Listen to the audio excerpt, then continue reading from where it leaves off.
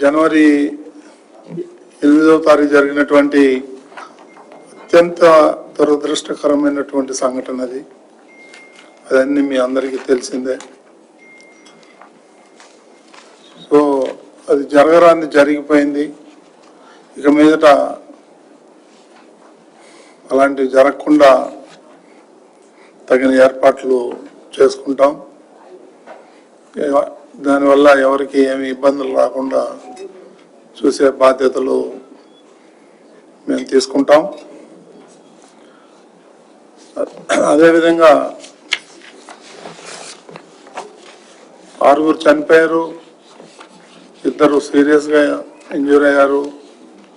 మిగిలిన వాళ్ళందరూ డిశ్చార్జ్ అయిపోయారు. వాళ్ళకు కూడా దర్శనం ఇప్పించి వారి వారి ప్రాంతాలకు కూడా చేరవేయటం జరిగింది.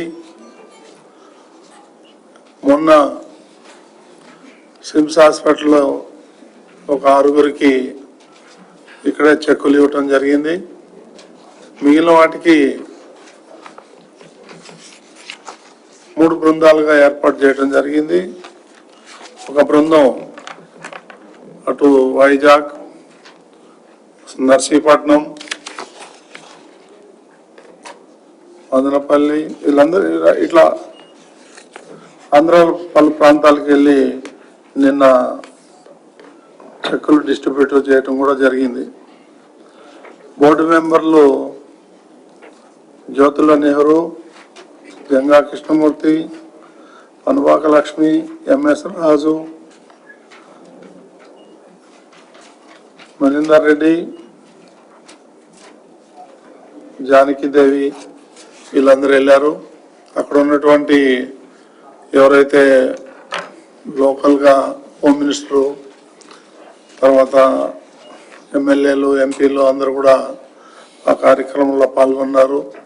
వాళ్ళందరూ కూడా వారు 31 మందికి నిన్న మొన్న చెక్కులు ఇవ్వటం జరిగింది. ఇంకొక 20 మంది ఉన్నారు.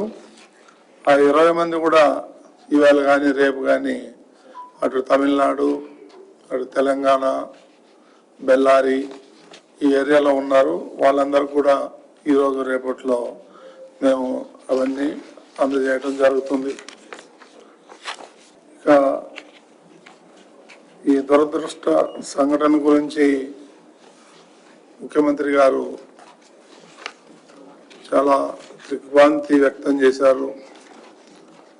నాతో పర్సనల్గా 2-3 సార్లు మాట్లాడటం కూడా జరిగింది. సిచ్యువేషన్ ఎలా ఉందని కనుక్కోవటం కూడా జరిగింది. ఇకపోతే ముఖ్యంగా కొన్ని మీడియా, ముఖ్యంగా సోషల్ మీడియాలో కొన్ని అసత్యమైనటువంటి వార్తలు వస్తున్నాయి. అవన్నీ మీరు నమ్మొద్దండి. ఏదన్నా ఉంటే డైరెక్ట్గా మా ముగ్గురు ఎవరినైనా అడిగి మీరు క్లారిఫై చేసుకొని చెప్తే బాగుంటుందని. నేను నిన్న ఇవాళ చూస్తున్నాను, నా పేరు మీద కొన్ని స్టేట్మెంట్లు వస్తున్నాయి. అసలు నాకు తెలియదు. నేను సోషల్ మీడియాలో చూస్తే కానీ, ఎవరో పంపిస్తే కానీ తెలుస్తూ ఉంది. ఇలాంటివన్నీ చాలా దురదృష్టకరం. మీరు ఎక్కడ ఎన్ని ఏం వార్తలు అన్నారని మాకు సంబంధం లేదు. కానీ ఇది తిరుమల విషయంలో వచ్చేటప్పటికీ ఇది హిందువుల మనోభావాలకి సంబంధించిన విషయం ఇది. కాబట్టి మీరు ఇవన్నీ రాసేటప్పుడు 1-2 సార్లు ఆలోచించి ఎంక్వైరీ చేసి కన్ఫర్మ్ చేసుకొని రాయమని చెప్పి విజ్ఞప్తి చేస్తున్నా. అంతేగాని ఇష్టం వచ్చినట్టు చేతిలో సోషల్ మీడియా ఉంది కదా, ఫోన్ ఉంది కదా అని చెప్పి ఇష్టం వచ్చినట్లు మాత్రం రాస్తే అది మంచిగా ఉండదు. ఈ పాలక మండలి ఎప్పటి నుంచి ఎప్పుడో మేమంతా కూడా కొన్ని నిర్ణయాలు తీసుకున్నాం. ఆ నిర్ణయాల్లో ఏమన్నా 4-5 అమలు చేయటంలో ఏదన్నా టెక్నికల్ ఇష్యూ వచ్చి జాప్యం జరిగిందే కానీ, అంతేగాని మా మధ్యన ఏదో వివాదాలు ఉన్నాయి, అవి ఉన్నాయి, ఇవి అన్ని కథలల్లేసి ఇలా చేయటం కూడా కరెక్ట్ కాదు. కాబట్టి నేను దాన్ని తీవ్రంగా ఖండిస్తున్నాను. ఇకపోతే ఏదైనా మేము చేసే ముందు మీ అందరికీ చేస్తాం. అంతేగాని కన్ఫర్మ్ చేయకుండా దయచేసి మీరెవరు చెప్పొద్దని చెప్పి నేను మీ అందరికీ విజ్ఞప్తి చేస్తున్నా. ఇక ఆ ఒక్క ఇన్సిడెంట్ తప్ప మిగిలిన ఏర్పాట్లు అన్ని బ్రహ్మాండంగా ఉన్నాయి. కొన్ని వందల మంది నాకు ఫోన్ చేశారు, ఏర్పాట్లు బాగున్నాయి, భోజనాలు బాగున్నాయి, లైటింగ్ బాగుంది, ఫ్లవర్ డెకరేషన్ బాగుంది, ఇట్లా అనేకమైనటువంటి ప్రశంసలు వస్తున్నాయి. ఇవన్నీ మీరు అధికారులు చేసిన శ్రమని మీరు మనమందరం గుర్తించాలని చెప్పేసి నేను కోరుతా ఉన్నా. ఏదన్నా నిర్వహణ లోపంలో ఏదో 1-2 పొరపాట్లు జరిగే అవకాశం ఉంది.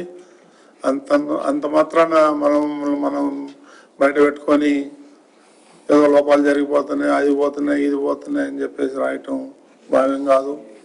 దాన్ని నేను తీవ్రంగా ఖండిస్తున్నాను. ఏదైనా ఉంటే నన్ను డైరెక్ట్గా వచ్చి నా దగ్గరికి, నేను ఇక్కడే ఉంటున్నాను కాబట్టి నాతో కన్ఫర్మ్ చేసుకొని రాస్తే బాగుంటుందని చెప్పేసి నేను మనవి చేస్తున్నా. ఇప్పుడు 4 రోజులు అయింది, బ్రహ్మాండంగా డైలీ 60,000, 70,000 ఈ విధంగా దర్శనం చేసుకుంటున్నారు. అందరికీ ప్రసాదాలు ఇవ్వటం జరుగుతూ ఉంది. ఎలాంటి ఇబ్బందులు జరగట్లేదు, ఎలాంటి చిన్న పొరపాట్లు జరగదు. ఆ ఒక్క ఇన్సిడెంట్ తప్ప.